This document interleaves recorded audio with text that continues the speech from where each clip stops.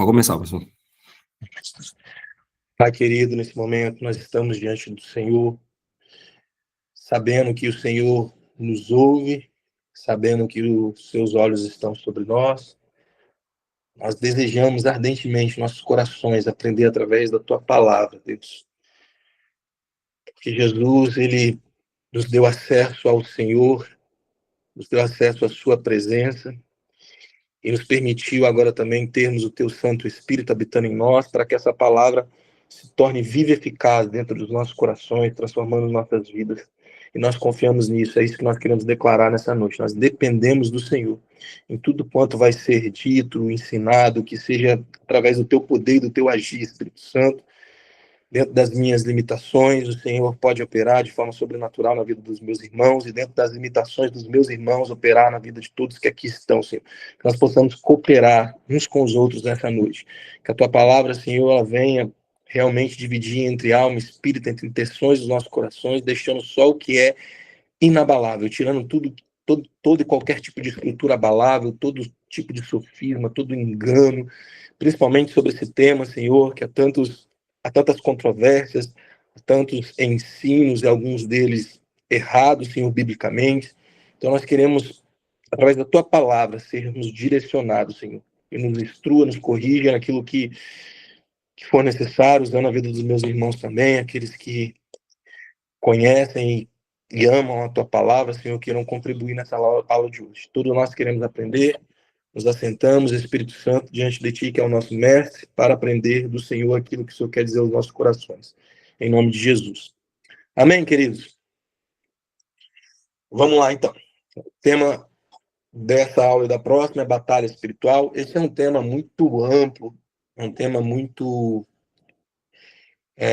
controverso, como eu falei, em alguns aspectos, né? Porque você tem hoje muitos ensinos, muitas vertentes teológicas falando sobre batalha espiritual. E batalha espiritual é só uma parte, né, do que, por exemplo, nós estamos aprendendo sobre cura, libertação, e antes de dar esse tema, eu orava e creio ter a confirmação para então ensinar esse módulo de alguns estudos que eu já tenho há algum tempo. Então, eu quero que os irmãos entendam que isso foi construído na minha vivência cristã. Então, até esses ensinos esses estudos que eu fiz, eu fui resgatando ele aqui, né, e pegando muita coisa para montar essa aula.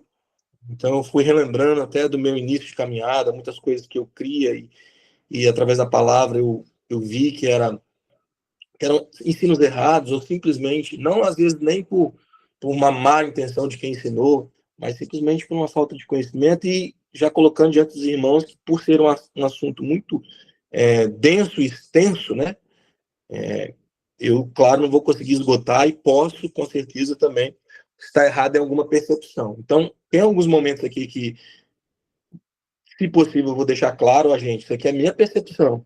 Então, eu quero que os irmãos entendam isso. Como Paulo, né, falando em uma das suas cartas. Digo agora eu, não o Senhor.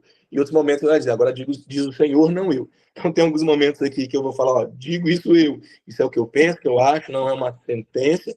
Claro que sempre com um embasamento bíblico, mas é o que eu penso. E em alguns momentos é o que a palavra fala. E quando a palavra fala, a gente se cala porque ela está falando. Então, o que ela diz é a verdade. Tá bom, irmãos? Só para a gente seguir uma linha de raciocínio aqui.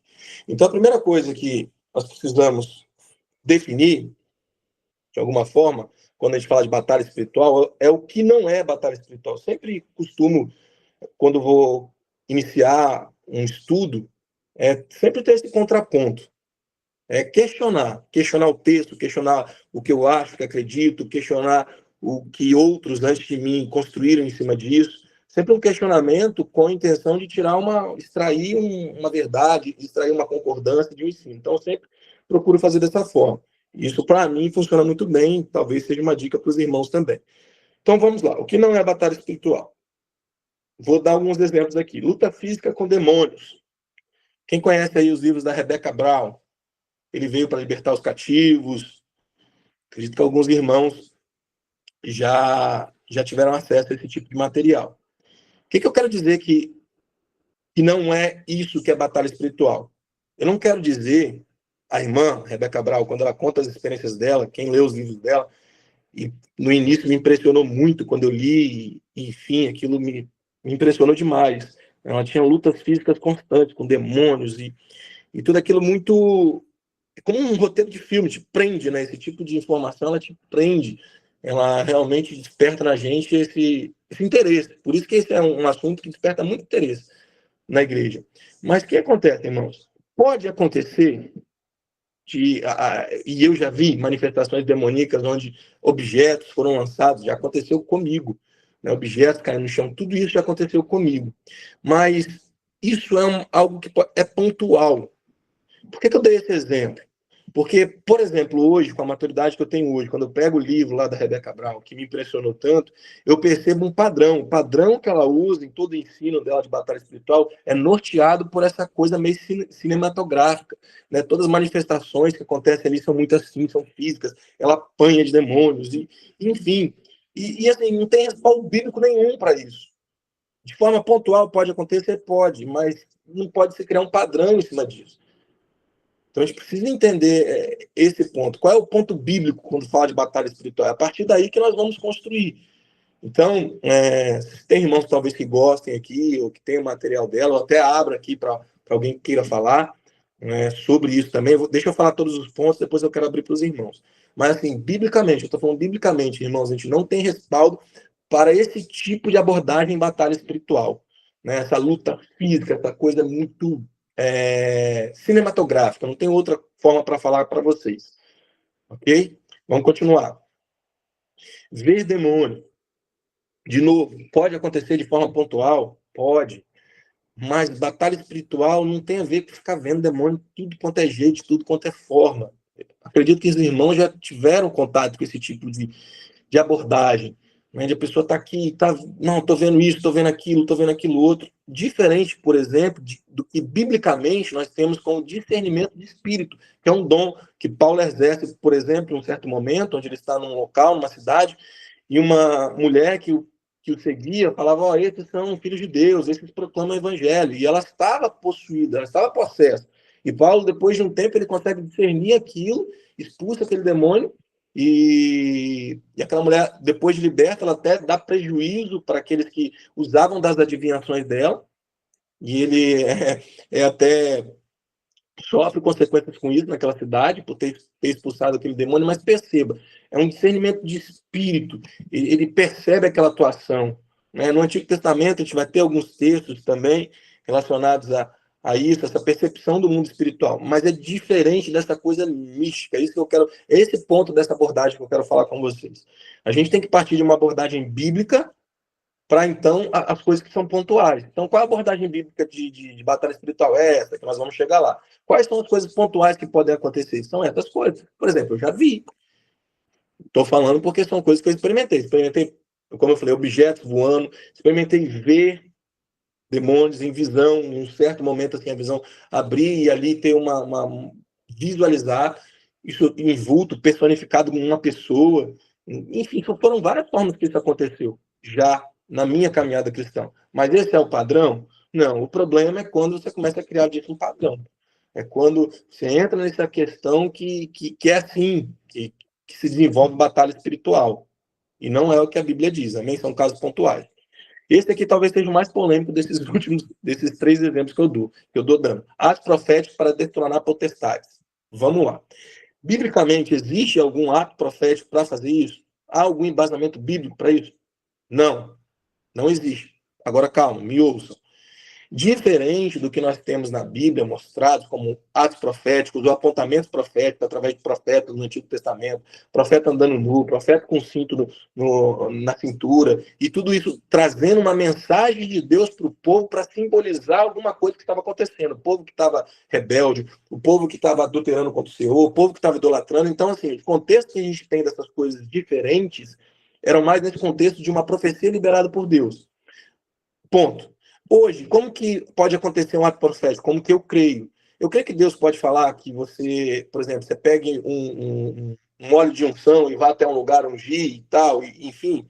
Eu não desacredito dessas coisas, não é isso que eu estou falando. Mas desde que Deus falou.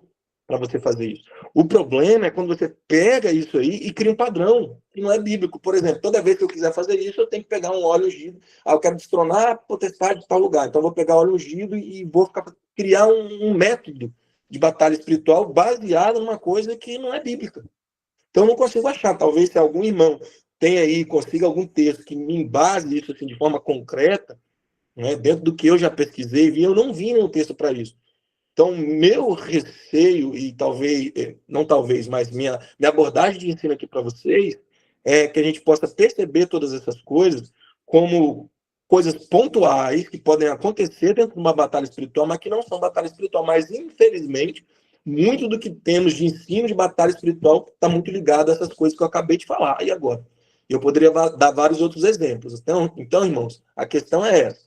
Não desacredito de ato profético, não desacredito de nada do que eu falei acima, desde que isso genuinamente venha de Deus com uma direção, não seja um padrão, que não seja algo desenvolvido por nós, métodos nossos para fazer batalha espiritual. Amém? Alguém quer falar esse ponto? Acho que esse ponto, se alguém quiser falar, falei aqui de alguns pontos que para alguns pode ser sensível, pode ser questão de dúvida também. Se alguém quiser colocar ou falar alguma coisa, eu queria abrir esse momento. Fala, Renato. E pastor, não, eu acho que o senhor está falando é perfeito, porque a gente precisa entender, né, que a gente está vivendo em espírito.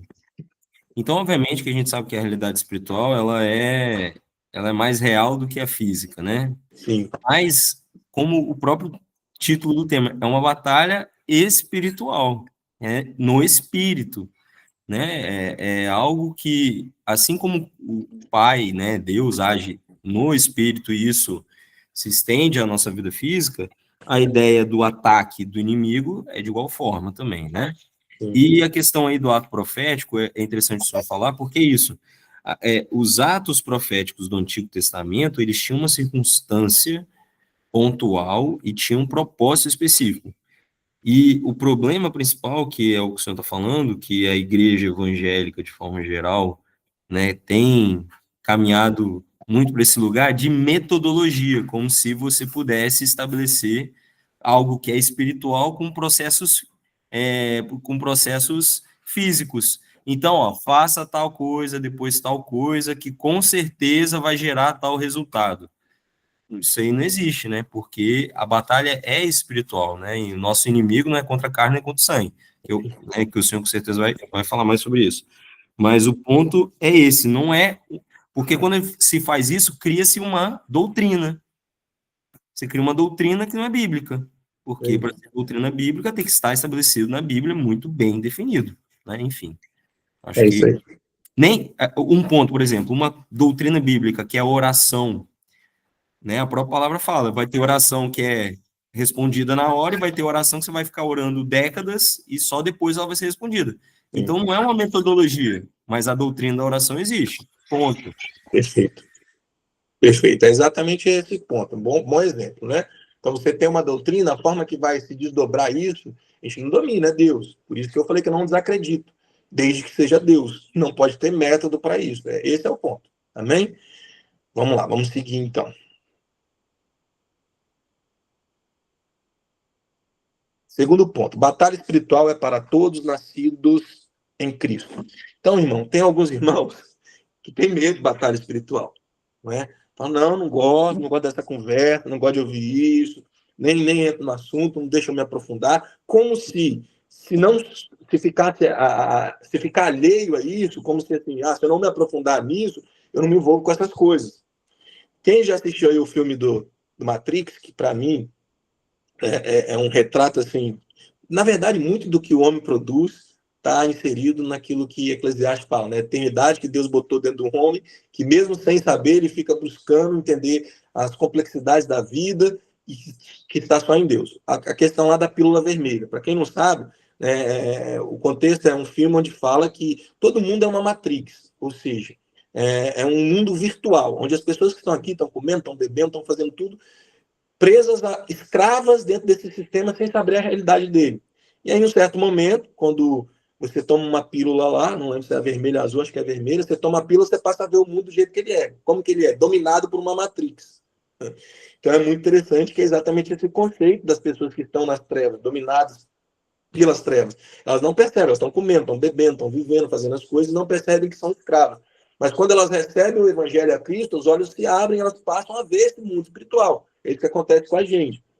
Então, assim, não tem possibilidade alguém que nasceu em Cristo não batalhar espiritualmente. Não tem essa possibilidade.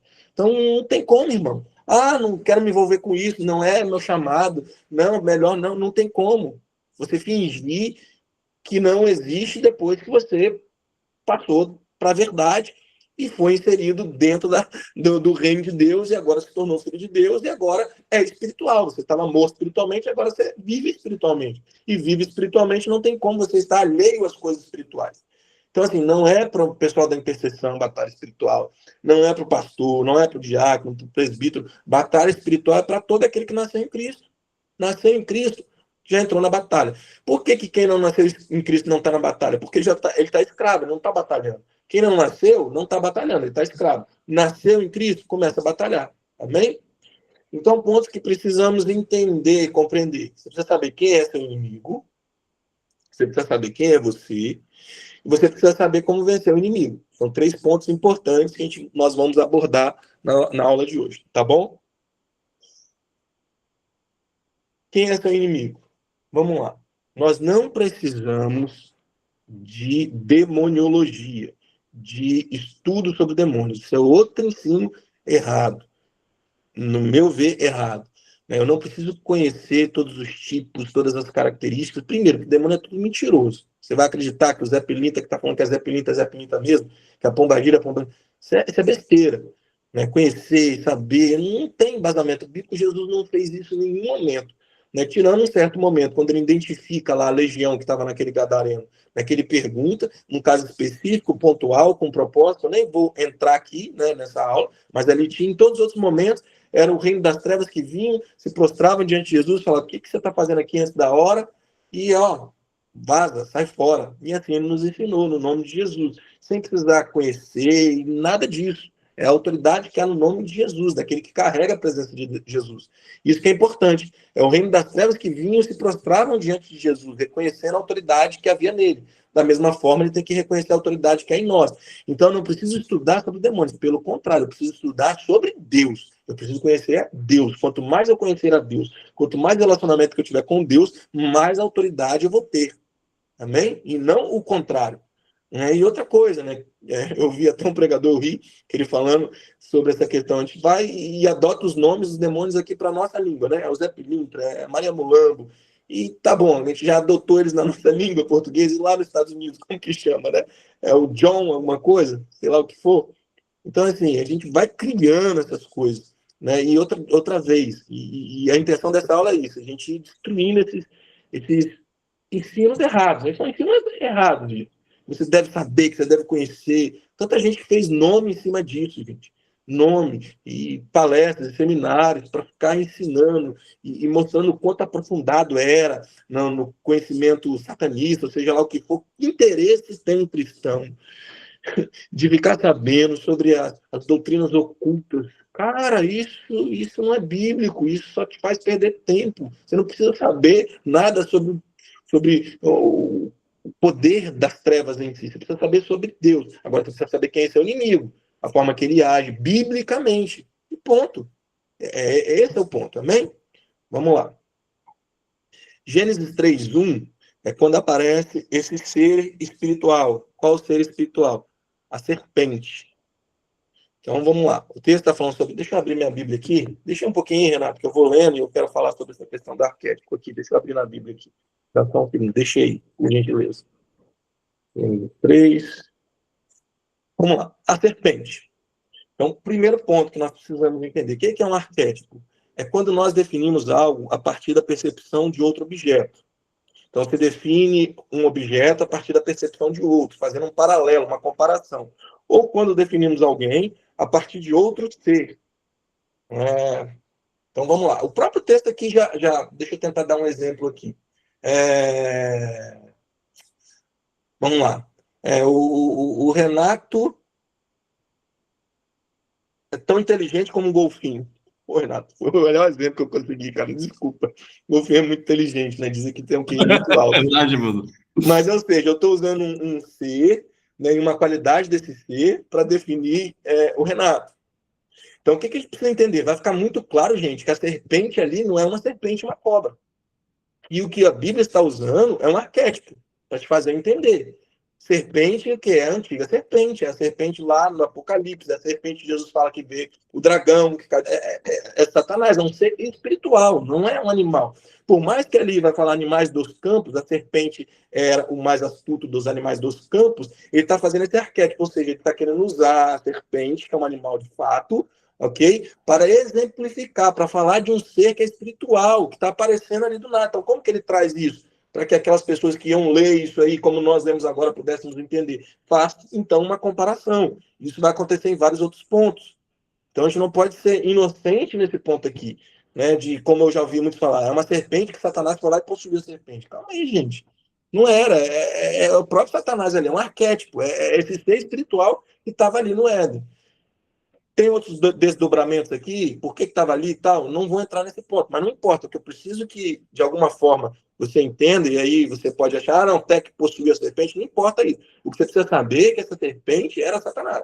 É isso que o texto está dizendo. Amém? Vamos lá. Que Deus havia feito. Todos sabem que Satanás que foi criado por Deus, como os outros anjos, perfeito, e caiu. Pode continuar, Renato. Eu estou lendo o texto, tá? Eu só deixei os parênteses ali para a gente ir comentando. E aconteceu que ela, a serpente, Satanás, questionou com a mulher. Então, olha só, é sempre as mesmas armas. Olha como que desenrolando aqui a batalha. Ó. Então, foi isso mesmo que Deus falou? Pode ir. Vós não podeis comer nenhum dos frutos das árvores do jardim? Presta atenção, gente. Foi isso que Deus falou? Me responda aí. Deus falou com a mulher, ou com Adão, que eles não poderiam comer nenhum fruto das árvores do jardim? Foi isso? Me respondam aí. Alguém? Alguém corajoso para responder. Foi isso que Deus falou? Não. Não. Então é sempre assim. O engano começa dessa forma, tentando o quê? Lançar dúvida, questionamento. Então ele começa com uma pergunta. O inimigo começa, claro que ele sabia, e fala assim, mas Deus proibiu de comer todos os frutos? E a mulher responde certo. Olha só como ela responde certo. Mas a semente já foi lançada. Ao que declarou a mulher, a serpente, nós podemos comer dos frutos das árvores do jardim. Continua. Mas o fruto, aí, foi essa a proibição de Deus. Mas o fruto da árvore que está no centro do jardim, Deus disse, dele não comereis. Nele não tocareis, para que não morrais. Aí continua. A serpente então alegou à mulher, com toda certeza não morrereis. Ora, Deus sabe que no dia que dele comerdes, vossos olhos se abrirão, e vós, como Deus, sereis conhecedores do bem e do mal. Aí o engano já entrou total. Ele começa dando assunto. Se a mulher corta o assunto ali, já não tinha mais o que falar. Ou se ela é firme no posicionamento da palavra, não tinha mais o que falar. Ele consegue perceber, né, que ela deu o assunto, então ele continua. Opa, é assim que ninguém faz. Meu pai contava uma história muito interessante. Eu quero contar para vocês. O diabo chegou para o Zé alguma coisa, e falou assim, a proposta do diabo para o Zé. Zé, eu tenho 3 propostas para você, tá? A proposta é a seguinte, você tem que fazer uma delas. Você vai tomar um copinho de cachaça, ou você vai matar os seus filhos, ou você vai matar a sua esposa. Aí o Zé olhou assim, falou, cara, das 3, eu vou tomar um copinho de cachaça. Aí o Zé toma um copo de cachaça. O Zé toma um copo de cachaça, fica bêbado, vai para casa, mata os filhos e mata a esposa. É uma cunha, e meu pai falava sempre isso. O inimigo, ele sempre procura uma cunha. Ele primeiro coloca a cunha. Quem conhece esse linguajar que eu estou falando aqui, de cunha, né, sabe o que eu estou falando. É que se usa ali na enxada, que para você poder apertá-la ali, você vai botando uma madeira até calçá-la bem. Então, começa devagarzinho, é sempre assim que ele começa. Ele começou, lançou. Opa, achei brecha aqui. Ele continua. Então, depois daquilo que ele falou, a mulher falou, não, pode comer de todas as árvores. Aí ela fala, só dessa aqui que não pode. Aí o que ele vem, ó, a proposta dele, não, com certeza você não vai morrer. O que Deus não quer é que vocês sejam conhecedores do bem e do mal. E no início ali desse texto, ele vai falar assim, eles não querem que vocês sejam parecidos com ele. Ora, olha como engano é enganoso. Desculpa aqui a hipérbole aqui, mas olha só, o engano de que o homem e a mulher já eram parecidos com Deus, eles já eram semelhantes. Né? O exagero aqui que eu usei, na verdade. Cara, eles já eram semelhantes, Deus já tinha os feitos semelhantes a ele. Então a proposta do inimigo era, não, vocês vão ser semelhantes, sendo que eles já eram, já tinham isso de Deus. Então nós precisamos prestar atenção nessas propostas de Satanás que nunca mudam. Né? Ele sempre quer atacar. Por isso que um dos pontos é quem você é. Você precisa estar fundamentado em quem você é. Como que Eva ela cai nessa, sabendo que ela já tinha aquilo que o inimigo propôs? Mas vamos lá. Então o engano entrou. Achou lugar.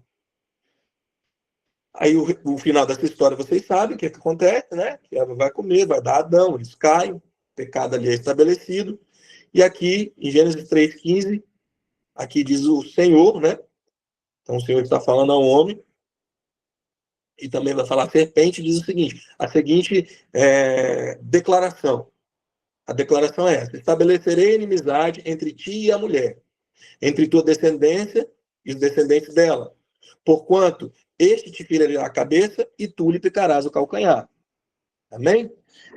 Então vamos lá, vamos analisar isso aqui. Serpente é Satanás, nós já sabemos disso. Descendentes são os filhos de Eva. Então, a partir dali haveria uma inimizade. Então aqui a batalha está decretada. Satanás, ele não é oponente de Deus. Satanás não está fazendo batalha espiritual contra Deus. A batalha de Satanás é contra os seres humanos. Amém? Não é contra Deus, é contra os seres humanos. Então, a partir dali é um decreto, que a partir daquele momento haveria uma batalha. Então, é o que nós vamos ver. E é interessante como essa batalha vai se desenrolar. Né? O inimigo, ele sempre quer matar, ele quer destruir, mas como que ele vai fazer isso? Ele vai fazendo isso se juntando, ele se unindo ao homem. Então, olha que interessante e como é ardiloso o inimigo. Qual a estratégia do inimigo para te destruir? É se unir a você. Então, o combate do inimigo para te destruir é se unir a você. Se ele não consegue se unir a você, ele não consegue te destruir. Então, ele sempre vai tentar unir. É o que ele faz, ele desde o princípio. Depois da queda que você vai ver, é sempre toda a humanidade se rebelando contra Deus, sempre com uma influência maligna, o que vai acontecendo. Só que nesse texto também nós temos algo muito profundo, que já é um apontamento. Quando fala descendência da mulher, também está apontando para a pessoa de Cristo Jesus. Esse que esmagaria a cabeça da serpente. Esse que vai ter a vitória. Quem? A semente de Eva. O Cristo que tabernaculou. O Cristo que se tornou um humano também. Então aí nós temos um apontamento poderoso. Então está falando aí nesse texto tanto da batalha que passaria a acontecer ali, mas também está falando já da promessa messiânica, de Cristo, que venceria. Amém? Romanos 16, 20. Nós temos claro esse apontamento aqui. E sem demora, o Deus da paz. Então, quem é o sujeito da ação? O Deus da paz. Quem é o Deus da paz? Jesus Cristo. Esmagará. Esmagará. Aleluia. A ação do Deus da paz, Jesus, esmagará Satanás debaixo de vossos pés. Então, irmãos, preste atenção nisso aqui. Beneficiário da ação, vossos pés, é os pés de quem? É os pés do corpo, a igreja de Cristo. Beneficiário, não é o agente. O agente dessa ação é Cristo. Então, presta atenção. Satanás não está sendo esmagado debaixo do seu pé. Então, aquele louvor, sei lá, que cantava assim, debaixo do meu pé, debaixo do meu pé. Satanás debaixo do meu pé. Não, o Satanás ele está sendo vencido por Cristo. É Cristo que o vence debaixo dos vossos pés. Esse debaixo dos vossos pés significa em favor de vocês. O perigo aí é a pessoa achar que é ela que tem a autoridade. Então, está debaixo do meu pé, que eu sujeito. Não é isso que a Bíblia diz. Olha o outro texto que eu coloquei, de Judas. Que interessante. Pode ir, Renan, por favor. Saiba quem é seu inimigo, continua. Judas 1,9. Olha só. No entanto, nem mesmo o arcanjo Miguel, quando argumentava com o diabo e batalhava a respeito do corpo de Moisés, aí é outra pregação, né? Mas não é o ponto, mas é interessante esse texto. corpo de Moisés, se atreveu a fazer qualquer acusação injuriosa contra o inimigo, limitando-se a declarar: o Senhor te repreenda. Então, queridos, vamos lá. Satanás foi derrotado por Cristo. Satanás, ele não tem poder, que é o que João diz, sobre os filhos de Deus. Mas Satanás é um ser espiritual que tem poder. Satanás é um ser espiritual que tem autoridade sobre onde há trevas. Então, nós, como cristãos, não devemos de forma nenhuma temer ou ter medo. Não devemos, não podemos ter. Mas também não podemos achar que tem a ver comigo e com você. Tem a ver com Cristo. Por isso que é em nome de Jesus, por isso que é Cristo que repreende. Por isso é a autoridade de Jesus na minha vida. Esse posicionamento que está falando em Judas é uma advertência, né? Se você ler a carta toda ali, vai falar sobre falsos mestres, chega naquele ponto ali que entra um pouco nessa questão aí da batalha espiritual, para a gente não entrar num engano de triunfalismo. Triunfalismo é achar, por exemplo, que nós, como igreja, temos o lugar que é de Cristo. Não temos. Em nenhum aspecto. O lugar de Cristo é de Cristo, o lugar da igreja é da igreja. Por exemplo, nós, como luz, que também somos do mundo, não somos a mesma luz que Cristo é. Quando Cristo diz, eu sou a luz do mundo, ele é a luz perfeita. Quando nós, igreja, falamos que nós somos a luz do mundo, nós somos reflexo da luz de Cristo. Então, perceba, os dois são luz. Sim, Cristo é luz, a igreja é luz. Mas a luz da igreja não é idêntica à luz de Cristo. A luz de Cristo é acima. É ela que dá, na verdade, é ela que reflete sobre nós. Então, é esse entendimento que nós temos que ter quando nós entramos no ambiente de batalha espiritual. No ambiente de batalha espiritual é Cristo, é coberto pelo sangue de Cristo, é porque eu estou em Cristo que o inimigo não pode me tocar, é porque eu estou em Cristo que eu posso repreender, é porque eu estou em Cristo que eu posso expulsar, é porque eu estou em Cristo, sempre em Cristo, sempre Cristo, é Cristo que venceu, é Cristo, o ponto é Cristo, é Cristo. Eu me humilho diante de Cristo, estou ali dependendo de Cristo na batalha espiritual. Se Cristo não estiver comigo, eu estou perdido. É esse o ponto que precisamos entender. É Cristo, sempre Cristo. Amém, irmãos? Texto de Tiago 4:7. São todos textos de batalha espiritual que geralmente a gente não usa, né? Assim, não vê usar. Né? Mas para mim, no meu entendimento, esses são verdadeiros textos de batalha espiritual. Amém? Batalha espiritual de forma bíblica, ela vai sendo construída assim, que esses textos vão dizendo. Por exemplo, Tiago 4:7. Esse texto é maravilhoso. Portanto, sujeitai-vos a Deus. Resistir ao diabo e ele fugirá de vós. Então, como que eu boto Satanás para correr? É isso. Obedecer a Deus. Sujeitar-vos é obedecer. Se sujeitar à vontade de Deus. Então, é um passo muito bem definido. Obedeço a Deus. O que levou a Eva a cair e Adão a cair? Desobediência. Dando brecha para que o inimigo agisse. O que levou a Cristo a triunfar sobre Satanás? Obediência ao Pai. Então, o ponto é obediência. O ponto é se sujeitar a Deus. Se você se sujeita a Deus, se você é obediente a Deus, você vai ser capaz de resistir ao diabo. Porque o diabo ele vai fazer o quê? Tentar. Mas eu estou me sujeitando a Deus. Não tem nada que o diabo encontre em mim. Se tem um pecado, já está confessado diante de Cristo. Eu já confessei. O sangue de Jesus me limpou. Então ele não consegue achar nada em você. Eu estou obedecendo a Deus. Me esforçando em viver em santidade. Esforço. Esforço de quê? Sabendo que eu não sou perfeito, mas sou aperfeiçoado em Cristo. Ou seja, estou caminhando de glória em glória. 2 Coríntios capítulo 3. Eu estou me sujeitando à vontade de Deus, sendo transformado. Então é um processo. Não estou falando de perfeição, no sentido de obedecer 100%. Nós não conseguimos obedecer 100% porque nós pecamos. E o pecado é uma desobediência a Deus. Mas nós temos Cristo, de novo, é Cristo, ponto, que nos absolve das nossas culpas quando nós reconhecemos, quando nós nos arrependemos. Então, o que acontece? Satanás não tem mais nada que achar em você. Então, é assim que você resiste ao diabo. Então, não é gritando, não é sapateando, não é rodando, não é nada disso. Nada disso. Como que eu resisto ao diabo? Me sujeitando a Deus. Depois que eu faço isso, olha o que a palavra diz. É o diabo que foge de você.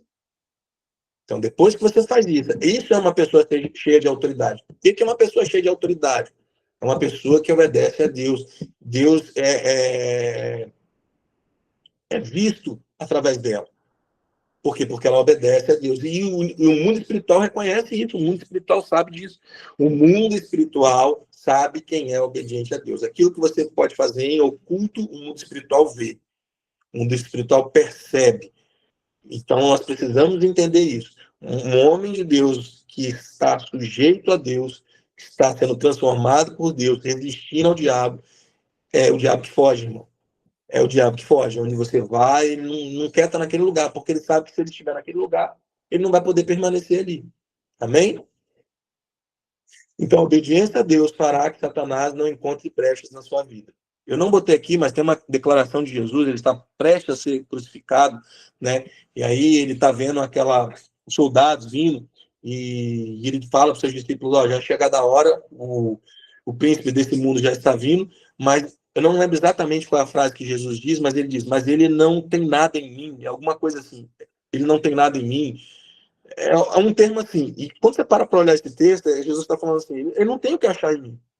Ele está vindo, mas ele não tem poder sobre a minha vida. Por quê? Porque não tem nada, ele não encontra nada, não tem nenhuma brecha, não tem nenhum ponto em trevas que ele possa encontrar. Então ele não tem nada comigo. Continua, por favor, Renato. Vamos lá. Do mesma forma que obediência, sujeição a Deus é, se não a mais poderosa, mas é eficaz contra qualquer batalha contra o inimigo, fazendo ele fugir de você, a desobediência é o alimento que Satanás precisa. É o alimento que ele precisa. É a brecha que ele precisa para poder se instalar ou para poder agir até na vida de um crente. Como que Satanás consegue agir na vida de um cristão? Aquele que nasceu de novo. Porque naquele que não nasceu de novo, ele já é dono. Né? Aquela pessoa é escrava. Mas quem nasceu de novo? Ele não tem mais legalidade, ele não pode mais. Ele perdeu o domínio. Ele perdeu a autoridade. Mas onde houver trevas, aonde houver brecha, aonde houver desobediência, o que vai acontecer? É a brecha que ele precisa. E eu botei alimento porque o alimento é aquilo que vai fortalecer ele. Então, toda brecha e desobediência na vida do cristão fortalece Satanás e o agir dele na sua vida. Por favor, Renato, pode falar. Não, pastor, só o texto que o senhor citou é João 14, 30 e 31. Você aguenta um pouquinho, só vou pegar uma água aí. Você lê, só um minutinho, Renato. Tá bom. Moça, pega uma água para mim. Por gentileza. Obrigado. Leia aí para mim, por gentileza, Renato. João 14, 30. Já não falarei muito convosco, porque aí vem o príncipe do mundo, e ele nada tem em mim. É só o 30, basicamente isso. Ele nada tem em mim. Aí o 31 fala, contudo, assim procedo para que o mundo saiba que eu amo o Pai e que faço como o Pai me ordenou. Levantai-vos, vamos daqui. Uau. Cara, não tem nada em mim, não tem poder nenhum sobre... O que eu vou fazer, faço por livre e espontânea vontade. Que Jesus está falando, eu vou entregar minha vida, não porque tenha pecado, a morte não tem mais poder, não tem poder sobre mim. Então, o que eu vou fazer é porque eu quero, porque Satanás ele não tem poder nenhum para agir na minha vida. Cara, essa frase de Jesus, ela é maravilhosa, muito bom. Vamos lá, Efésios 2:1. Ele vos concedeu a vida, estando vós mortos em vossas transgressões e pecados, nos quais andastes no passado, conforme o curso desse sistema mundial, de acordo com o príncipe do poder do ar. O espírito que agora está atuando, se alimentando nos que vivem em desobediência. Alimento de Satanás é a desobediência. Satanás atua onde há desobediência. Amém? Vamos lá. E eu fiz aqui uma comparação que é interessante aqui, Gênesis 3:14, lendo o texto, parei para pensar nisso. Olha só aqui, qual é a maldição, vamos colocar, né? Foi uma maldição que Deus impetrou ali sobre a serpente, que é esse ser espiritual, que é Satanás. Então não leia isso como de forma literal ali, você precisa entender aquele arquétipo que eu te falei. Por que fizeste isso? É maldito entre todos os animais domésticos e é entre todos os animais selvagens. Rastejará sobre o teu próprio ventre. Então, olha só, a cobra rastejando hoje é um exemplo, ele está dando um exemplo, esse arquétipo, para a gente entender o que aconteceu ali espiritualmente. Tá? E comerás do pó. Então, a gente não pode olhar de forma simples para esse texto e achar que é só isso. Que ali o que Deus fez com aquela serpente, que a gente já entendeu que não é uma serpente, ela rastejar e comer pó, não tem muito sentido. Mas olha só, quando a gente coloca o sentido espiritual nisso aqui, vamos lá. Vai comer pó todos os dias da sua vida. Vai, Renato, por favor. Pó da terra é a origem do homem. Amém? Então, o que na verdade Deus está falando ali? Aí, vamos lá. 1 Coríntios 15, 45 eu quero ler. Da mesma forma está escrito: Adão, o primeiro homem, foi feito alma vivente, e o último Adão, espírito vivificante. Então vamos lá, o primeiro Adão, feito do pó, foi feito alma vivente. Então o que está sendo falado ali, então a autoridade que Satanás tem é se alimentando, de certo sentido, do homem. Mas de que sentido do pó? Da desobediência. Então ali é um sentido todo espiritual que Deus está falando para aquela serpente. Inclusive, só vou entrar um pouco nesse ponto aí, não é assunto de discussão, mas há uma corrente teológica muito forte que acredita nisso, e eu sou inclinado a acreditar nisso, que o que na verdade nós temos no Gênesis ali é uma dupla queda.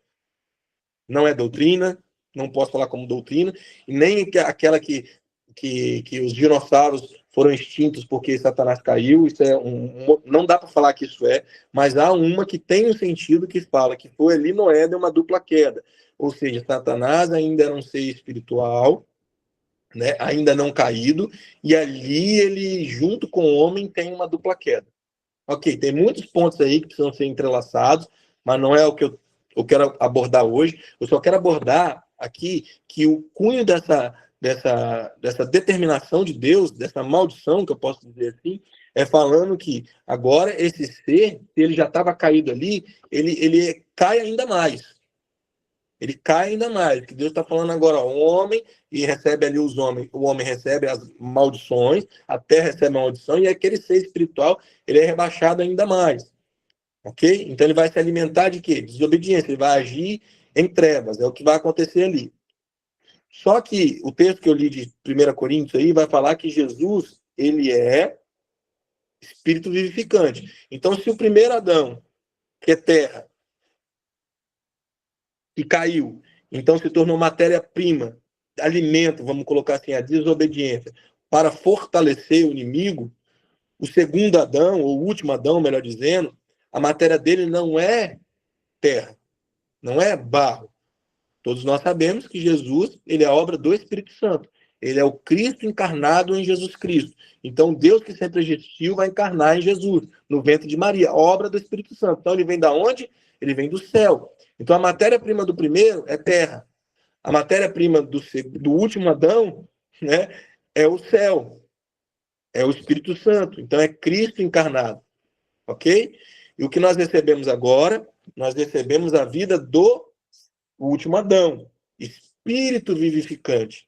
Por isso nós nascemos do Espírito. Por isso que, se nós não dermos brecha, não tem mais o que Satanás achar em nós. Satanás, quando nós não damos brecha, ele não consegue achar o alimento, a desobediência. Ele não acha mais o Adão. Ele acha Cristo. E quando ele acha Cristo, ele tem que correr. Isso é batalha espiritual. Então, quanto mais semelhante a Cristo, quanto mais eu desenvolvo Cristo que habita em mim, menos poder Satanás tem sobre, ou influência, de influenciar a minha vida, mais do que isso, influenciar até as pessoas que me rodeiam, até os ambientes que eu estou. Então, quando a gente está falando de batalha espiritual, e depois a gente vai entrar nisso na outra aula, de preservação, de defesa, mas batalha espiritual diz muito a respeito de ataque, não esses ataques, como eu falei com vocês, místicos, essas coisas que muitas vezes você nem vê algo concreto nem bíblico, eu estou falando de coisas reais. Coisas reais é o seguinte, é o que acontecia com Jesus, irmão. Jesus, esse exemplo lá do Gadareno é tremendo, porque você vai perceber que Jesus chega na cidade de Gadara, é um inimigo, é aquela legião que vai até Jesus, é ela que vai lá se prostrar e falar assim, o que você está fazendo aqui? Você consegue entender a dimensão dessa batalha espiritual? Jesus não chegou lá fazendo, como eu disse, nenhum tipo de destronar, nenhum principado, não, ele simplesmente chegou. E é assim que acontece numa guerra. O reino mais fraco tem que reconhecer aquele que é superior. Esse é o ponto.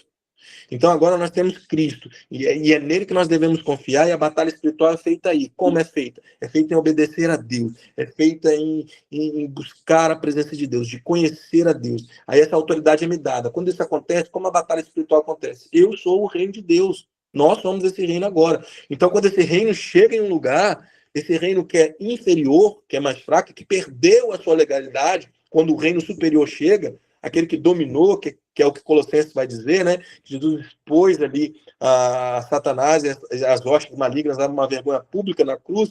É exatamente isso. Aquele texto lá de Colossenses tem esse significado. Era o que acontecia no Império naquela época. Quando um exército ganhava o outro, né, dominava aquele exército, ele fazia com que aquele general passasse um cortejo público, com roupas só de baixo, passando vergonha de frente de todo mundo, para todo mundo ver que eles tinham perdido. É assim que acontece na batalha espiritual real. Na batalha espiritual real, ela não é no grito, ela não é não é no espalhafatoso. Pode ter grito? Pode ter, irmão. Estou falando que você não pode gritar, não pode orar alto, você pode fazer tudo isso. Mas o que de fato determina como nós vamos batalhar é a autoridade que está em nós investida, simplesmente porque carregamos a Cristo. E se estamos em obediência, o mundo espiritual e o poder das trevas reconhecem isso. Aí quando você vai proferir, aí quando você vai falar, ó, no nome de Jesus, no nome de Jesus, no nome de Jesus esse ambiente, aí sim, eu no nome de Jesus Cristo, determino que esse ambiente agora seja um ambiente, uma atmosfera celestial, que nenhum poder das trevas, tudo que a gente fala, tudo que a gente ora, tem todo sentido quando eu entendo e quando eu sei que eu estou nesse lugar de obediência. Amém? Então, quando eu sei que eu estou nesse lugar de obediência, eu sei que essa autoridade ela está em mim, não tem nenhuma brecha. Porque senão vai acontecer igual aqueles dois que tentaram expulsar um demônio no nome de Jesus e no nome de Deus de Paulo. E o demônio foi lá e espancou eles e falou, eu conheço Jesus e você quem é Paulo, vocês quem são? Na vida de um cristão verdadeiro, isso pode acontecer, eu já vi muita gente envergonhada. Já vi várias situações assim acontecerem. Mas é porque eu estou falando de uma coisa de que a pessoa não erra, não. É aquele ponto que eu falei. Essa autoridade não tem a ver com você, tem a ver com Cristo, tem a ver com você não deixar brecha, ou seja, não ter pecado sem confessar, viver uma vida de retidão diante do Senhor pela justificação que você recebeu, sabendo que você peca, mas que você é absolvido em Cristo. Então você está em santificação. Então, meu irmão, aí não é questão de cargo, não é questão. Não, é questão de você ter uma vida com Deus. Se você tem vida com Deus, meu irmão, você tem autoridade. É essa autoridade aí que você tem para realmente proferir, para falar nas regiões celestiais, para proclamar.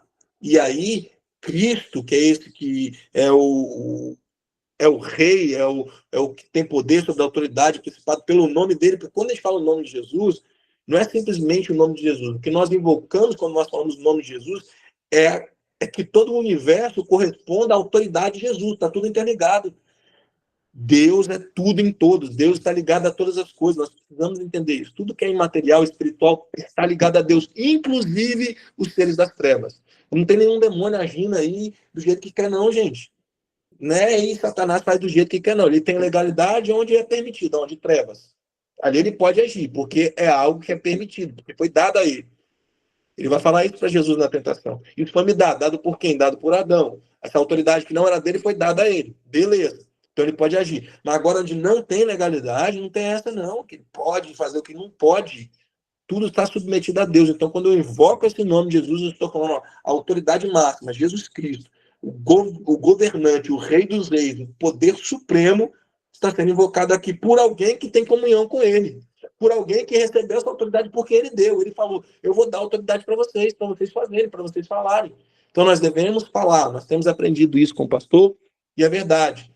É para falar. Então, quando eu estou falando aqui de batalha espiritual, não estou falando que a gente não pode proclamar, não. Muito pelo contrário disso. A gente só precisa entender que não é o grito, que não é nada disso. É quem está agindo ali. Esse é o ponto. Amém, irmãos? Vamos lá.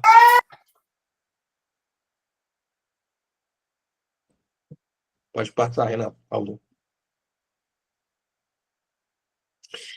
E desobediência a Deus, desobedecer a Deus, é adoração a Satanás.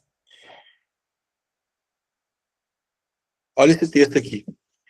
E o diabo, essa aqui é a passagem onde Jesus é tentado. Amém? Então, em um momento, o diabo leva Jesus a um alto monte. Mostrou-lhe um instante todos os reinos do mundo e disse-lhe o diabo: dar-te-ei todo este poder e sua glória, porque foi entregue a mim. Olha o que eu falei. Essa autoridade era de quem? Do homem. Deus entregou um homem entrega isso a Satanás. Então, Satanás aqui não está mentindo, não. Quando ele está falando isso, ele está falando de algo que era verdade. Ó, te dou. E dou a quem eu quero. Portanto, se tu me adorares, tudo será teu. Então, olha só, a proposta do inimigo para Jesus. Eu tenho poder sobre os povos aqui, as nações, isso foi me entregue, essa autoridade foi me entregue, se você me adorar. Mas presta atenção. Como é diferente a adoração a Deus, e adoração a Deus está totalmente ligada à obediência. Então, adoração a Deus não é música, não é. Pode ser expressada dessa forma, mas o que Deus recebe como adoração é obedecê-lo. Tanto que Jesus fala que ele atrela amar a Deus a obedecer a Deus. Então, tudo isso está totalmente conectado. Eu adoro a Deus quando eu obedeço a Deus. Quando eu obedeço a Deus, eu adoro. E esse é o exemplo, é isso que Satanás está fazendo. Então, como que ele quer receber a adoração? Me obedece, Jesus. Se você me obedecer, você me adorou. Então, Satanás ele sempre vai tentar corromper um princípio divino com algo desvirtuado. Mas ele sempre vai buscar o quê? A similaridade. Então, como que eu adoro a Deus? Obedecendo. Como que eu vou adorar Satanás obedecendo? É isso que ele fala com Jesus. Olha como Jesus responde. Vai-te para trás de mim, Satanás. Porque está escrito, está na palavra. Tu adorarás o Senhor teu Deus e somente a ele servirás. Aleluia. Então, a mesma proposta lá do Éden. Lembra? E olha que é a mesma proposta. Todos nós sabemos que quem, na verdade, é o governo sobre todo mundo, Satanás, ele tem a posse momentânea. Mas nós bem sabemos que o governo sobre tudo e todos é Jesus Cristo. Então, Satanás vai tentar ele com algo que Jesus já sabia. A mesma coisa que Eva. Você vai ser parecida com Deus. Jesus sabia quem ele era. Por isso nós precisamos saber quem nós somos. E preste atenção, gente. Não bota na cabeça de vocês que aquilo foi uma tentação assim. Jesus era Deus. Jesus era completamente Deus e completamente homem. Jesus era sujeito às tentações. É o que a Bíblia diz. Tá? Jesus não estava aquém de ser tentado. Ele não caiu, ele não pecou. E isso diz respeito à humanidade dele, que é revelado em muitos pontos da Bíblia. Então, nós precisamos entender que ele aqui rejeita essa proposta, cheio do Espírito Santo, dentro da sua humanidade. Até porque é dentro dessa humanidade que era necessário vencer o inimigo para que então nós pudéssemos receber essa justificação dele. Por isso que é todo sentido ele se fazer homem, senão não tinha necessidade. Então, nós não podemos ser simplórios aqui de achar que essa tentação foi assim, foi uma tentaçãozinha. Não, não foi. Foi uma tentação no mesmo nível lá do Jardim do Éden. Só que o que acontece com Eva? Eva aceita, você vai se parecer. Aqui, Satanás faz a mesma proposta, vou te dar. Mas Jesus já sabe, eu já tenho. Isso já me pertence. Isso já é meu. Eu vou conquistar agora como homem aquilo que já pertence ao meu senhorio como Cristo. Eu vou fundir essas duas coisas. Foi isso que Cristo fez. Ele fundiu. Fundiu como? Deus e homem, que é a nossa realidade hoje. Nós estamos conectados em Deus e temos acesso ao reino de Deus e à vitória de Cristo porque ele se fez homem. Nós precisamos compreender muito bem isso. Amém? Vamos lá. Ficou claro isso aí? Talvez ficou confuso para alguns. Alguém teve dúvida nisso aí que eu falei? Tá bom, então. Tranquilo, pastor. Como vencemos essa batalha? Tá, então nós falamos sobre o inimigo, nós falamos sobre quem somos. Agora vamos falar de algumas coisas práticas que a Bíblia nos ensina também para vencer essa batalha. Vamos lá. Primeiro, em Cristo Jesus, nós já entendemos isso. Olha o texto que eu falei com vocês, Colossenses 2,14. E cancelou o escrito de dívida que consistia em ordenanças e que nos era contrário.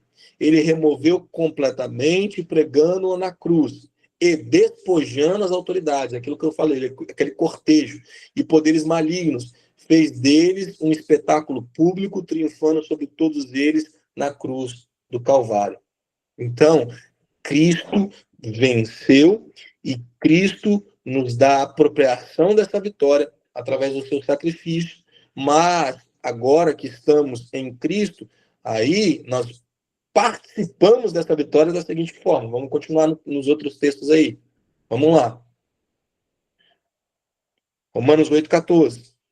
Porquanto todos os que são guiados pelo Espírito de Deus são filhos de Deus. Amém? Pois vós não recebeste um espírito que vos escravize, para andardes uma vez mais atemorizados, mas recebeste o espírito que os adota como filhos, por intermédio do qual podemos clamar Abba, Pai, Paizinho.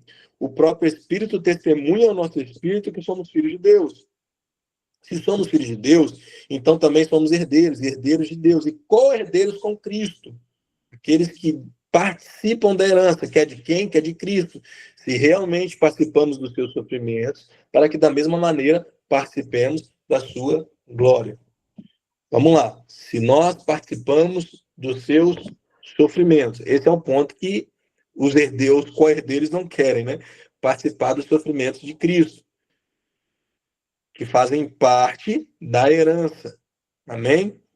Esses sofrimentos aqui, eles são amplos em vários sentidos. E que eles não têm como desvencilhar. E todo o evangelho que tira a dor do prazer, ele não é o verdadeiro evangelho. É incrível, cara. A caminhada cristã, ela é exatamente isso. Ela não é nem um ponto lá, extremo, nem um ponto de cá. Não é aquela vida que você não tem problema nenhum, que isso não é bíblico, mas também não é aquela vida que você só tem dor. Né, que você tem que sofrer. Não é. O evangelho é esse ponto real da vida, cara. Que é exatamente a vida como ela é, que todos nós vivenciamos isso. É dor, é sofrimento, mas alegria de fato. Porque sem Cristo não há alegria de fato. É só mentira, engano. Mas em Cristo nós vivemos a vida real do jeito que ela é, com os sofrimentos que ela nos incute, mas nós temos o prazer de ter a Cristo, a alegria de ter a Cristo. Então são duas coisas que coexistem em nossas vidas. É isso, esse é o ponto. Então, batalha espiritual tem muito a ver com viver, de fato, fora desse misticismo. A vida humana, de fato, é isso. É no dia a dia, irmão. É na obediência do dia a dia. Não dá para botar aquela roupa de crente para o culto e lá começar a gritar ou tentar expulsar demônio no momento ali que você, tô cheio da unção, esse tipo de coisa. A batalha espiritual é construída no dia a dia, quando eu não minto, quando eu tenho a oportunidade de mentir para me beneficiar, quando eu querendo fazer algo de errado, eu me submeto a Deus. Como mais, né? O que a Bíblia nos ensina, fala assim, aquele que nasceu em Cristo, né? Se ele roubava, agora ele não é só não roubar já não tem que fazer, mas agora é fazer além, ela nos chama para ir além, né? É para amar o inimigo. Então não é só não querer mal para o inimigo, é amar o inimigo. Então agora nós somos chamados nessa nova vida e a batalha espiritual que nos é proposta é implementar o reino de Deus, sendo parecidos com Cristo Jesus. Então essa é a batalha espiritual real do dia a dia, não aquela que você separa um momento, separa um culto, faz algo para batalhar espiritualmente. Cara, a batalha é todo momento, é no dia a dia, é no trabalho, é na faculdade, é na família, na sua casa, é lá. Pessoas que são anjos na igreja e demônios dentro de casa. Então, essa é a batalha espiritual real. A batalha espiritual real ela é vivida no dia a dia. Vamos embora. Filhos de Deus são semelhantes a Jesus. Olha o texto poderoso sobre batalha espiritual. É um conselho.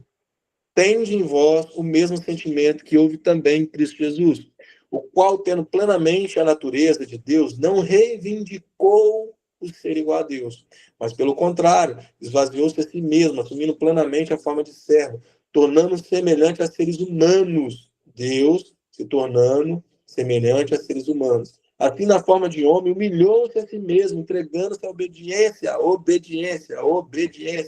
Chave, obediência, até a morte, e morte de cruz. Por isso, por causa disso que nós lemos acima, Deus também o exaltou sobremaneira, aleluia, a mais elevada posição que lhe deu o nome que está acima de qualquer outro nome. para que no nome de Jesus se dobre todo o joelho dos que estão nos céus, na terra e debaixo da terra. E toda língua confesse que Jesus Cristo é o Senhor. Pode dar uma glória a Deus aí, irmão. Então, qual é o caminho? Qual é o caminho da autoridade? Não é eu sou o supremo, não, porque eu sou o caminho não é o que eu apresento para as pessoas, não é a forma que eu falo, o tom de voz, não sei lá o que. O caminho da autoridade é ter o mesmo sentimento de Cristo Jesus. Uma pessoa cheia de autoridade de Jesus é uma pessoa que serve. Você quer conhecer uma pessoa que tem essa autoridade? É uma pessoa que está ali servindo, que não tem esse sentimento de orgulho, que não está confiante nas proezas dela, não está ali contando os feitos dela, não está preocupado com esse tipo de coisa. Por isso, minha até a aversão, algumas linhas nesse segmento de batalha espiritual, que no final, assim, as pessoas estão admirando. Nossa, o cara lá é o papa da batalha espiritual. Estou usando até o papa propositalmente mesmo. Então as pessoas começam a me admirar, assim, nossa, que cara, nossa, que... E fico ali e Jesus nem está na história. Então, essa pessoa não tem autoridade nenhuma. Se pegar o demôniozinho mais ralé, dá uma surra nela. Porque quem tem autoridade é essa pessoa que é como Jesus, que se esvazia, que serve. Ela não está ali para aparecer, ela não está ali para ganhar. Gente que ganha, gente que ganha rios de dinheiro com isso. Isso dá dinheiro, porque, como eu disse para vocês, é um assunto que desperta interesse, né? Esses assuntos despertam interesse das pessoas. Então, as pessoas querem saber como eu vou batalhar para, né, romper na minha vida e tal, e tantas outras coisas dentro do misticismo, porque quando você leva para a palavra, aí é difícil, que as pessoas não querem, quer renunciar, quer servir. Pô, isso não, esse tipo de batalha eu não quero, não. Né? Essa batalha aí, poxa, esvaziar, servir, mas é a batalha que a Bíblia fala, essa é a batalha. E o passo é exatamente esse. Jesus faz isso, Deus exalta ele, dá um nome acima de todo nome, domínio sobre tudo. Como então isso acontece com a gente? É do mesmo jeito. Do mesmo jeito.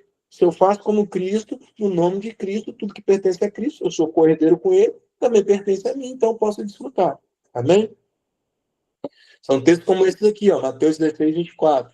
Então Jesus declarou aos seus discípulos: se alguém deseja seguir-me, isso aqui é batalha espiritual, irmão. Ó, isso é batalha espiritual. Negue-se a si mesmo, tome sua cruz e me acompanhe. Você não está sozinho, mas tem uma cruz que você tem que carregar. Precisamos renunciar à velha natureza, precisamos morrer, precisamos de cruz, isso é batalha espiritual. Guerra contra você primeiro, que é o inimigo que foge de você. Porquanto quem quer salvar a sua vida, a perderá, mas quem perder a sua vida por minha causa, encontrará a verdadeira vida. É isso. Conclusão. Vamos para a conclusão. Batalha espiritual é uma verdade para todo cristão. Nós entendemos isso. Precisamos saber quem é nosso inimigo. Nós entendemos isso. Precisamos saber quem somos. Nós entendemos isso hoje pela palavra. E precisamos conhecer nossas armas. Isso aqui já é para a próxima aula. Nós vamos falar sobre algumas armas que a Bíblia nos fala na batalha espiritual. Amém, meus irmãos? É isso. Vamos abrir agora para comentários, dúvidas. Por favor, falem comigo aí.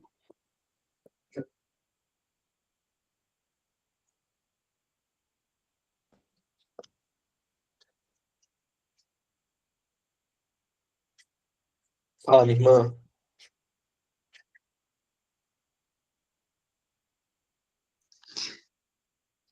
Paz, pessoal, tudo bem? Que aula, hein, pastor? Glória a Deus. Eu amo ser ministrado por vocês, porque nossa igreja tem esse cuidado, né?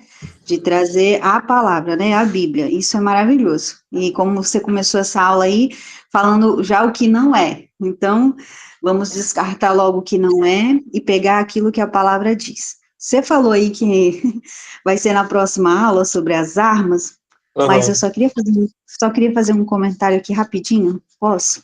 Claro, com certeza. Não, porque, né, não tem como, né, não falar da armadura de Deus, mas eu achei um detalhe muito Pô, isso interessante é aqui, spoiler total, hein? Isso é spoiler total na próxima aula.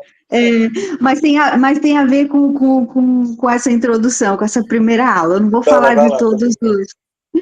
eu achei muito interessante, né? A gente sabe que aqui em Efésios está falando, né, que a nossa batalha não é contra a carne, né? Enfim, esse texto que a gente conhece. E aí ele fala para a gente vestir a armadura que é de Deus, porque é Deus que nos equipa, né? Então, eu acho isso aqui maravilhoso. É Deus que nos equipa, é Deus que nos reveste, é por causa dele, né? Porque nós estamos em Cristo, né? Sim. E aí, algo muito interessante aqui, né? Claro, ele está fazendo uma simbologia, né? Do soldado romano ali, que era símbolo de disciplina, de força, de organização, e cada peça ali tinha uma função prática dentro do exército, né? Mas tem uma coisa que me chamou muito a atenção. A primeira coisa que ele fala sobre essa armadura, ele fala assim, mantenham-se firmes, cingindo-se com o cinto da verdade. Então, o primeiro elemento dessa armadura que Paulo coloca aqui é a verdade. Sim. Então, olha que maravilhoso, e tem a ver com essa aula, porque primeiro nós precisamos saber a verdade do que é batalha espiritual, a verdade de Cristo, a verdade porque, de fato, as pessoas são muito enganadas, né, sobre essa questão de batalha espiritual. Há muita coisa, e de fato é uma distração, é um engano para que a gente não use a armadura, as armas certas, né? Então, Paulo está falando aqui, ó, a primeira peça que ele fala é o cinto da verdade.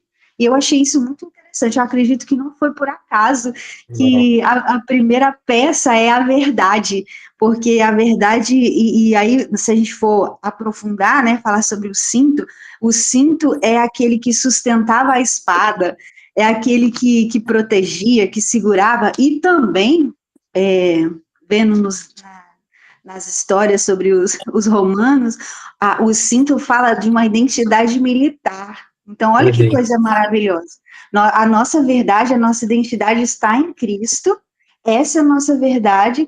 Ele fala para que a gente possa manter-se firme, cingindo o cinto da verdade. Então, toda a batalha espiritual, ela começa com uma verdade. E como você falou, né?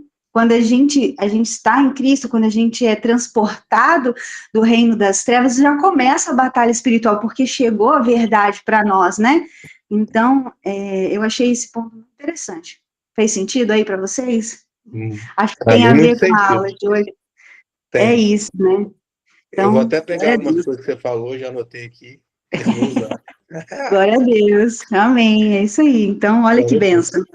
Amém. Primeira coisa para começarmos a batalhar é entender a verdade. Amém, amém. Amém. Glória a Deus.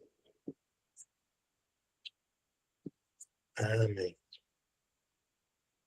Mais alguém?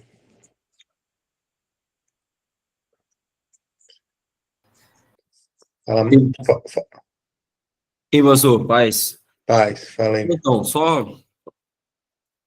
Não vou falar muito, não, prometo, tá? Rapidinho. Pode falar, irmão, fica à Não, vontade. primeiro, isso aí é maravilhoso que a Cris citou, que sigil, né, fala de duas ações, né? Primeiro, ficar firme, né? Depois fala aí de cingir com a verdade. E o ponto que o senhor trouxe, e que é uma coisa que o pastor Fernando vem falando também nas pregações, que o ponto-chave é se desfazer do engano, né? Que é a mentira, que é a arma de Satanás. É a mentira, é o engano, desde lá do Éden, que foi o que o senhor citou. Em todo o tempo ali é o engano. O engano é a ferramenta dele, que se apresenta de diversas formas, mas é o engano, que é a essência dele, né? E a essência de Cristo é a verdade, para destronar este engano, que é uma mentira, né? Até o ponto lá, né? Tudo foi me dado. E ele governava em cima de mentira. Cristo, com a verdade, destronou e venceu. Sei. Né? Então, é só com isso que é possível vencer. Outro ponto, o senhor citou aí dois textos que a gente trouxe no último tema, ou seja, tem tudo a ver com reinar, né, ser co-herdeiro com Cristo, né, ele recebeu o nome acima de todo nome, justamente porque ele obedeceu. Então, isso quer dizer o quê? Que estamos ainda na nossa linha cronológica contínua que o Espírito Santo Verdade, estabeleceu esse ano. Glória a Deus por isso. Porque é isso, estamos exercendo o reino de Deus, que é aí que veio o outro ponto, assim, pastor, que é maravilhoso e que Glória a Deus pela vida do Senhor, assim, amados, é bênção demais aqui, todos nós, a gente sempre compartilha aqui, independente de quem dá aula, né, e todos nós aqui juntos construindo, e que é uma pergunta que eu tinha me feito uma vez, que, pô, quando você vai ler Marcos, ninguém reconhece Cristo, só reconhece Cristo são os demônios primeiro. Todo é o demônio, Cristo vem, aí o demônio, e esse é o filho de Deus. E o judeu não entende, o discípulo não entende, ninguém entende, mas os demônios estão tudo entendendo. Mas aí eu fiquei assim, Jesus, o que é isso? Por quê? Eu fiquei encucado com isso, de verdade. Só que aí faz todo sentido justamente da questão do reino. Você chegou o rei, ou seja, aquela autoridade foi desfeita. Então, eles tinham que obrigatoriamente se submeter à autoridade. Então, a batalha espiritual tem a ver com esse levantar de estandarte, de vitória, né? Cristo venceu e eu, como emissário dele, então a vitória foi dele, mas eu estou aqui levantando a bandeira da vitória, proclamando o evangelho. Então, em nome dele, do rei, que tem autoridade naquele ponto ali, eu, como representante dele, eu exerço a autoridade dele ali. Por isso que é em nome dele. Então, a gente fala de batalha espiritual, e por isso que fala que a minha luta não é contra a carne, nem contra o sangue, e é por isso que Cristo, ele se assenta nas regiões celestiais, está falando de um governo espiritual, que aí ele exerce essa autoridade, e eu estou aplicando essa autoridade. Logo, como o Senhor falou, o reino inferior, o reino vencido, tem que se sujeitar a este reino. Então, faz todo sentido o inimigo que foi vencido ser o primeiro a reconhecer, porque ele é obrigado a se sujeitar ao rei, Cristo. Então, faz todo sentido o começo do evangelho começar com quem foi vencido. E aí, o desenrolar do restante do evangelho é Cristo estendendo isso para a humanidade, a vitória dele sobre todos e compartilhando isso conosco. É maravilhoso. Aí, obrigado, pastor. Sério, isso aí, para mim, glória a Deus. É forte, irmãozão crentez aqui é forte. Cara, você me fez pensar que a gente até tinha conversado sobre isso, mas vou voltar aqui, até para compartilhar com os irmãos. Presta atenção nisso. Querido, Satanás ele não está preocupado assim que a pessoa levante uma bandeira de satanista, ele não está procurando esse tipo de coisa. E um dos enganos dele na igreja é levar as pessoas para o pináculo. Foi o que ele tentou fazer com Jesus. Então ele leva a pessoa para o pináculo. Então, olha só, ele não está pedindo que a pessoa declare que ela está servindo a ele. Ele só fala assim, desobedece. Desobedece. Então, muitas vezes a pessoa, e por isso a gente vê essa manipulação no meio gospel de muitos, é porque a pessoa não precisa estar ali falando uma doutrina satânica. Ela pode estar falando da Bíblia, como Satanás estava falando, para manipular as pessoas e sendo usado pelo inimigo. Sendo usado por quê? Porque ela aceitou aquela proposta.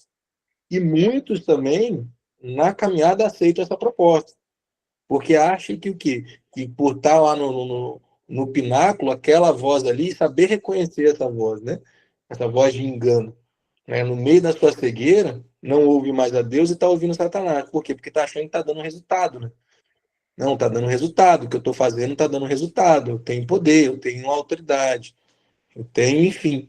Que aí explica também um dos textos bem emblemáticos que Jesus vai falar, né, de alguns que chegam diante dele e vão falar assim, no grande dia, no teu nome. Não fala que é no nome de... Não, é no teu nome nós expulsamos, no teu nome nós fizemos isso. Ou seja, o nome realmente foi de Jesus. Mas eles foram que aceitaram a proposta lá do pináculo, entendeu? Então, Satanás não está muito preocupado. O que eu quero dizer é assim, Satanás não está preocupado que você levante uma bandeira para ele. Só quer que você desobedeça. Se você desobedecer, você já vai estar servindo a ele. Você vai estar adorando a ele, dando adoração a ele, mesmo que você não tenha total consciência disso. Você já foi levado, ele já está atuando ali, já está se alimentando. Então, é por isso a verdade. Por isso que a Cris disse que você acabou de dizer agora.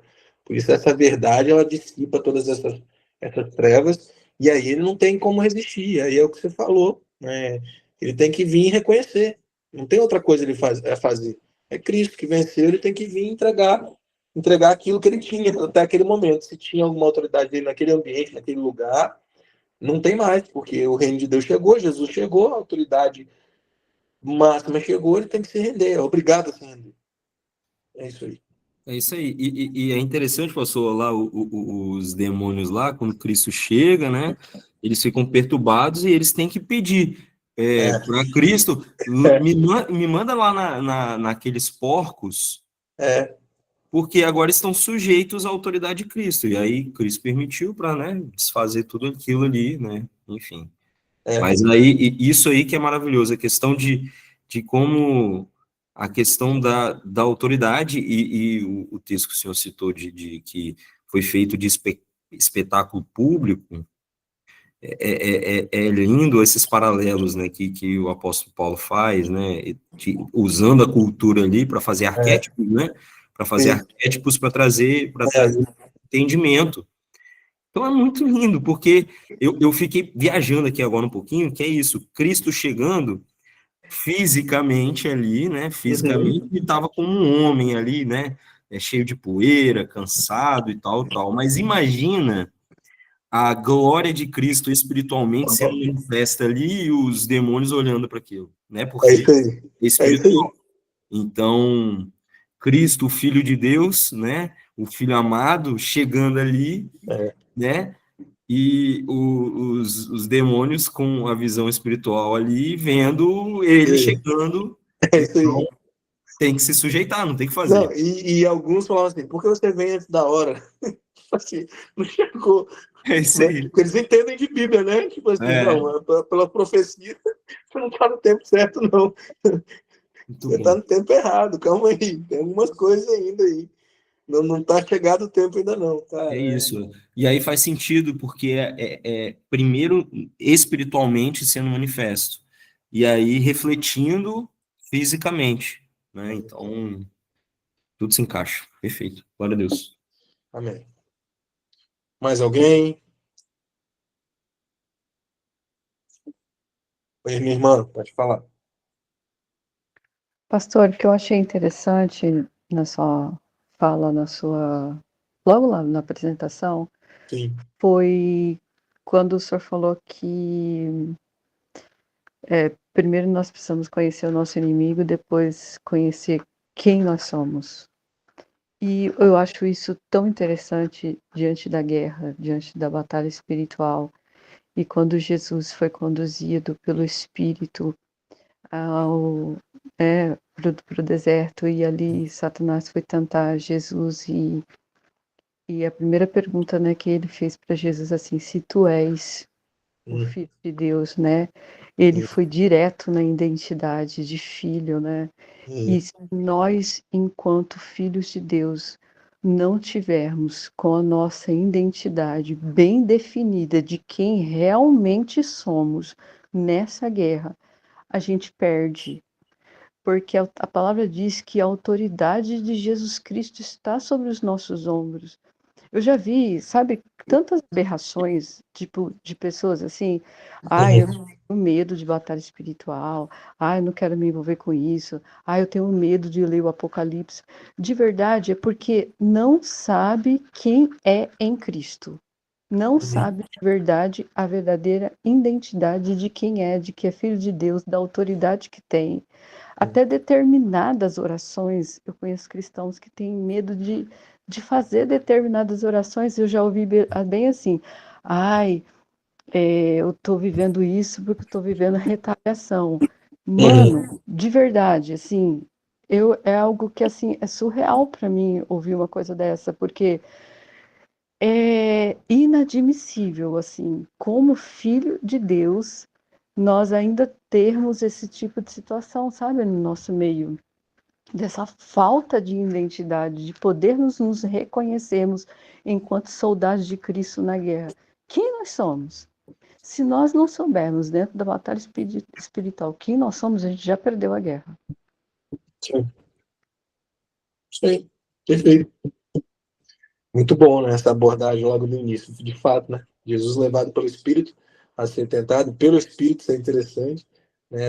O primeiro combate é exatamente aí, na identidade. Na identidade. Se tu és. É isso aí. Amém, irmã. Obrigado. Mais alguém?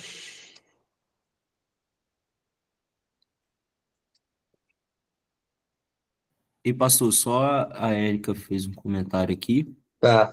Aula abençoada, glória a Deus. Cristo venceu por nós Amém. e nós vencemos nele e com ele todos os dias. Que o Senhor continue usando sua vida, pastor. Amém. Glória a Deus. Deus, pastor. É isso aí. Amém.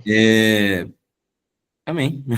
Não, que a irmã Ana, ela citou perfeito, né? Assim, a identidade. E foi o texto que o senhor falou. O Espírito confirma. Aí que está a questão de saber quem é. O Espírito. E aí você vê que une tudo, né? Afirma no nosso espírito que somos filhos de Deus. Então, ter a convicção, a certeza, né? Que é filho de Deus faz toda a diferença, é isso. Ser filho de Deus te alista para um exército, só que é aquilo, é interessante que é um exército que tem vários setores, então, só que todos são filhos, todos são, primeiramente, são todos soldados, né, vamos dizer assim, são todos soldados, ponto. Aí os soldados vão ter suas vertentes ali, mas todos são soldados, ou seja, todos são filhos, e depois cada um com suas especificidades, né, características que o próprio pai estabeleceu para cada um. Vamos nessa batalha todos juntos, né, vencer o inimigo. É isso aí. Perfeito. Perfeito. E lindo, né, no texto, né, essa palavra aba, né, tem a conotação de paizinho, né, como Paulo mistura essas coisas, né. Assim, não é só mais pai, é paizinho, é próximo, é íntimo, né. É papai, né. É legal. Não era muito comum, né. É o pai que tem prazer no filho. É. Quando a gente assim, obviamente, o senhor sabe, né? Já é pai já há um tempo, mas essa questão né, chegar em casa e você olhar para o filho e você sentir prazer por ele ser filho, né? Independente se fez bagunça, não fez, não sei o quê. Ele é seu filho. Então, Cristo, nós, o pai, ele olha para nós assim, somos filhos dele, né? Ele quer ter prazer em nós e ele ele nos colocou numa posição de autoridade para que possamos, né, estabelecer esse reino na autoridade que Cristo possui, né, e estende para a igreja. Enfim, é isso aí, é isso aí. Amém, irmãos. Já são 21h30. Alguém mais quer falar algo, alguma consideração? Que eu vou orar.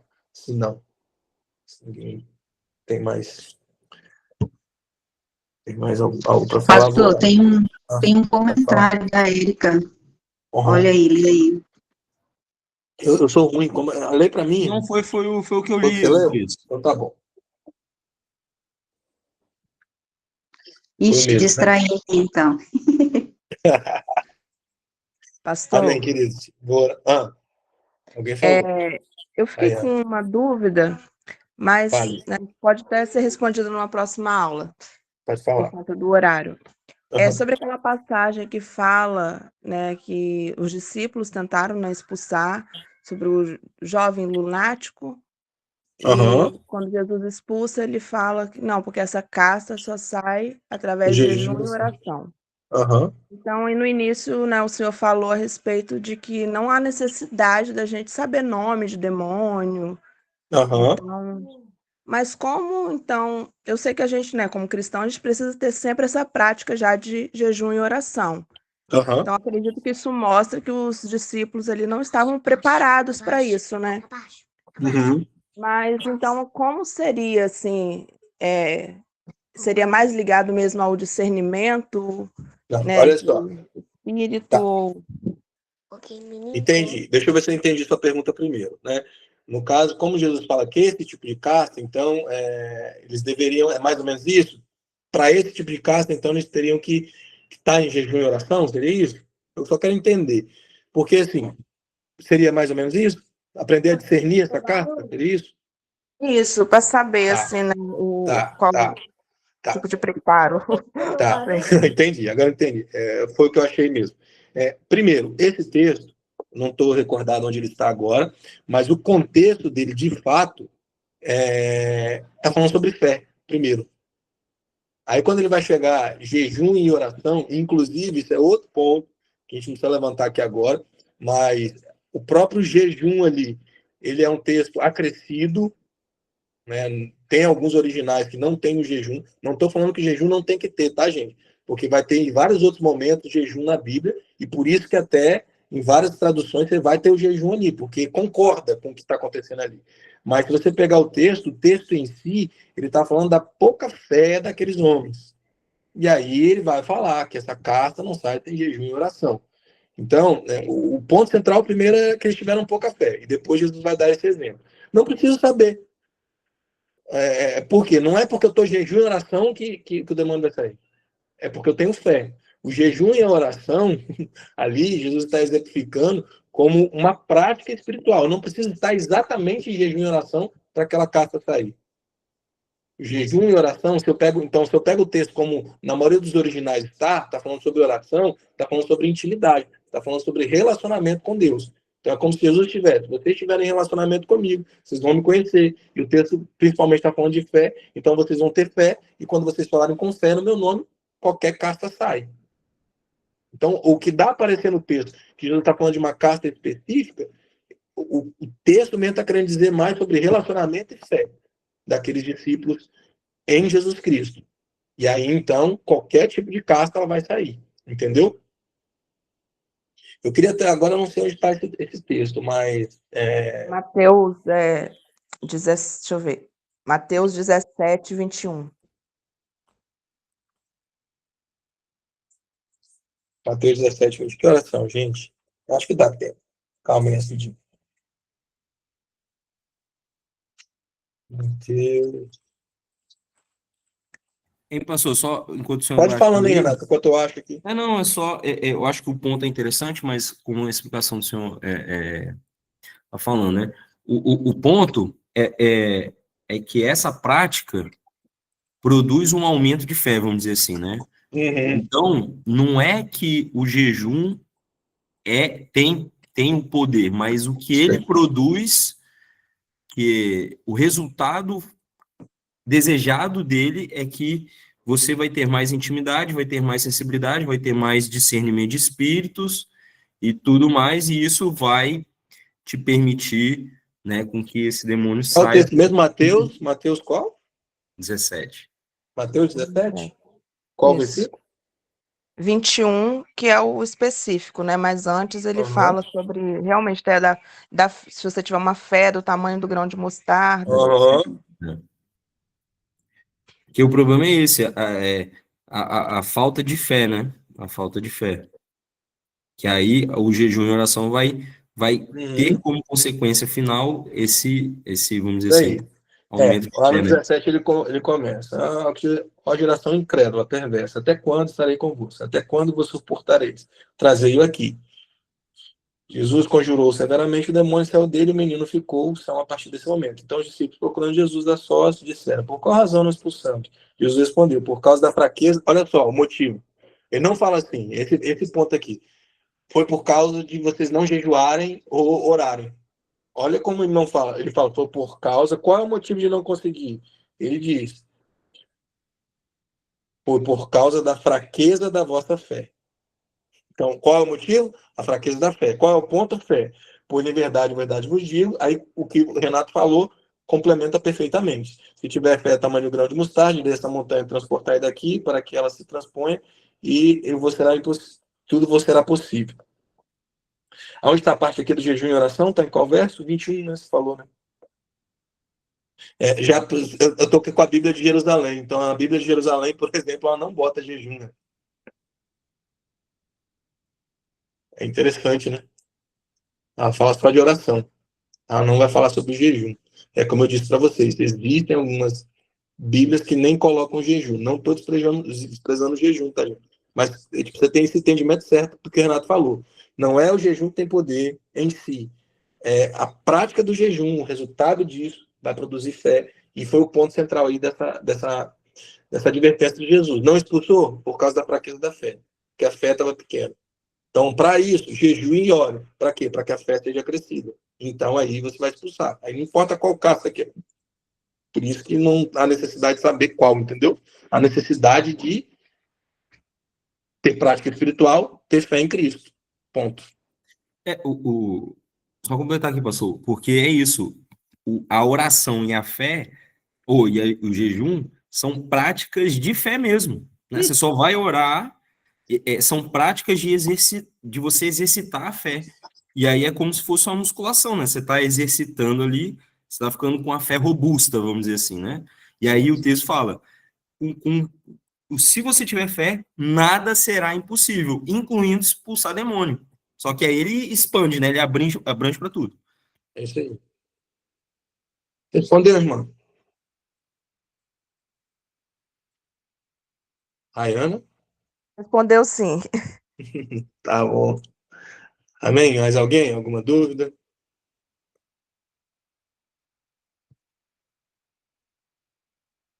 Amém, então, irmãos. Vamos lá, então. Vamos orar, agradecer a Deus por esse momento precioso. Pai querido, obrigado por esse momento, Senhor, diante de Ti, diante da Tua poderosa palavra, que é viva e eficaz, Senhor, que nos instruiu, nos ensinou, que todo o ensino dessa noite possa encontrar no nosso coração uma terra fértil, para que venha dar frutos para a glória do Senhor. Entendemos que tudo que fazemos é para a glória do Senhor. Por isso não há nada o que temer, pois o Senhor venceu na cruz e a vitória é pública, total e completa sobre todos os poderes das trevas. O que nós declaramos é essa verdade, a verdade do senhorio de Cristo, da vitória de Cristo. Nós nos apossamos dessa verdade para viver essa verdade e, mais do que isso, Senhor, expandir como missão que o Senhor nos deu, expandir esse reino, proclamar esse evangelho, fazendo que todo o poder das trevas seja submetido à sua autoridade e que teu reino venha, o teu reino de paz, justiça e alegria sobre nossas casas, famílias, onde quer que formos, onde quer que entrarmos, que o teu reino entre, Senhor, e todo o poder das trevas seja dissipado e se submeta à autoridade do Senhor Jesus Cristo. Amém? E amém. Amém, queridos. Deus abençoe. Até a próxima aula. Na próxima quinta-feira a gente continua aí. Tá bom? Deus abençoe, amados. Fique na paz. Amém. Valeu.